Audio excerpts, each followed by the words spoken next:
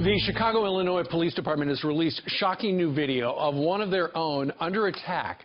A suspect high on drugs punching and slamming a police officer's head into the pavement. Look at this. Get down on the ground! Get down on the ground! Get down on the ground! Well, that police officer never pulled her gun. Why? Because apparently she was afraid of the potential backlash. The suspect was eventually arrested and charged with attempted murder. Here to react is retired Chicago Police Sergeant Pete Koconis. Pete, good morning to you. What do you make of, the very latest thing where a police officer now afraid to use her service revolver because she doesn't want the backlash that she might wind up in the paper in the morning?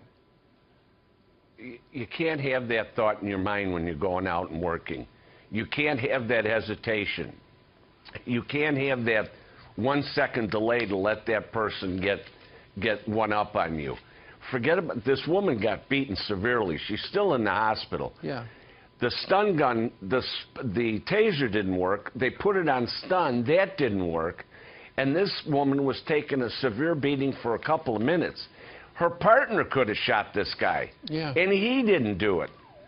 So how can we turn around and have these kind of thoughts and these kind of things in our minds, sure, about what are we going to do when we're faced with something? Yeah, Pete, I know apparently you said that if you watch the video, you see the two sheriffs walked up during the fight. They don't get involved.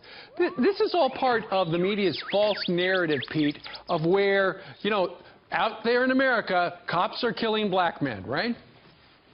But the statistics show that it's not just black men. I understand. I believe the statistics show it's a lot more diversified than just black men.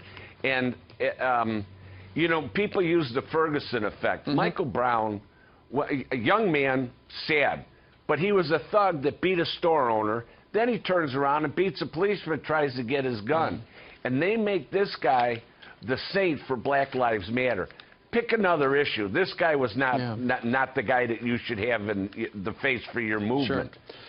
Pete, ultimately, because of this media narrative, this police officer, let's hope she gets out of the hospital shortly. She was afraid, she's going to wind up in the news because she shot a guy. She's going to lose her pension. Her family's going to be ruined.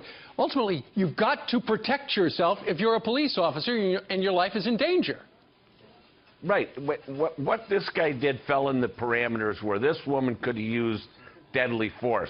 Yeah. Her partner could have used deadly force.